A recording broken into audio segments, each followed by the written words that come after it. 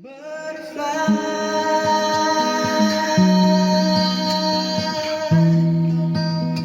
fly here with me. Welcome back to another car jam.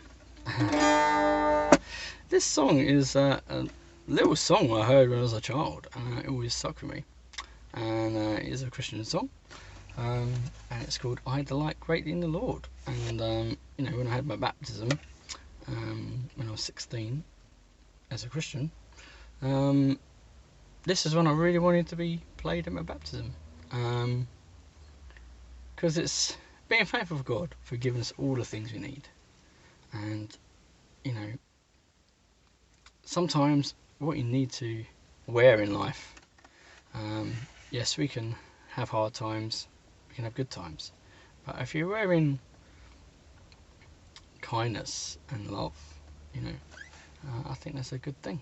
And righteousness in the Bible, from my understanding of it, actually boils down to being kind to people, not wanting to steal their stuff, not wanting to take things that don't belong to you, giving everybody that their rightly deserved value regardless of anything else. And yeah, it's a good idea. And so I delight greatly in the Lord, my soul rejoices in my God, for he has clothed me in the garments of salvation, and he has robed me in the robes of righteousness. We're always trying to be perfect by the things we do, and sometimes we just have to be what we were made to be. The trees don't have to try to be trees, they are just trees, and they grow by a natural course of the journey of life. I think God's trying to tell us, if God exists, is that we don't have to strive for all these things.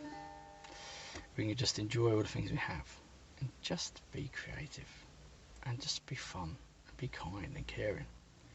And if we make mistakes, they can be made right by just saying sorry. And if somebody does something wrong or upsets us by purpose or accident, actually we don't have to be angry for long or upset more than a day. We can just practice being kind and forgiving and gracious. And I'll probably spend the whole of my life learning the reality of a song like this, where you're trying to change your mentality from something I've got to do to something that's maybe already been done for me, a value that's already stated and made known, not by me doing anything, but by me just being in existence, the same as you. And from what I understand of people that don't believe God exists, maybe you have a different worldview, I feel everybody has a sense that actually everyone's worth a bit more without necessarily having to have done anything. Yeah. Goes like this anyway.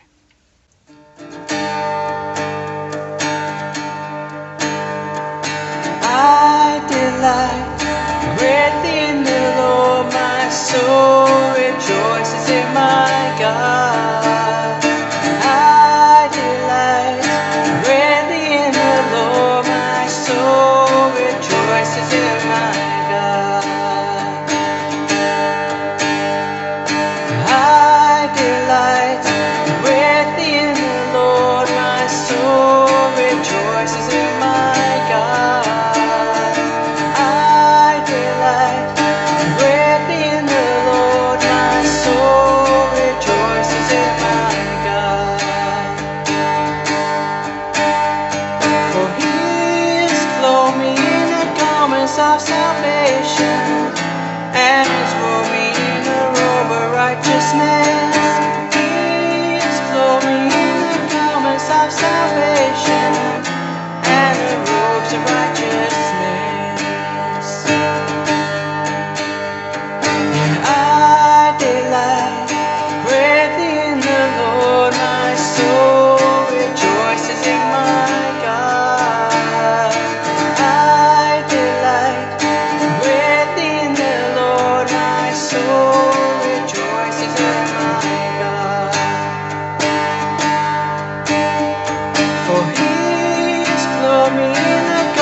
garments of salvation, and He's robed me in the robes of righteousness.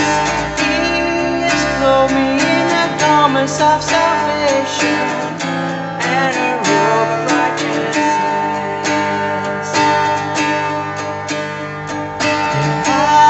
Delight greatly in the Lord, my soul rejoices in my God. I delight greatly in the Lord, my soul rejoices in my God. My soul rejoices in my God.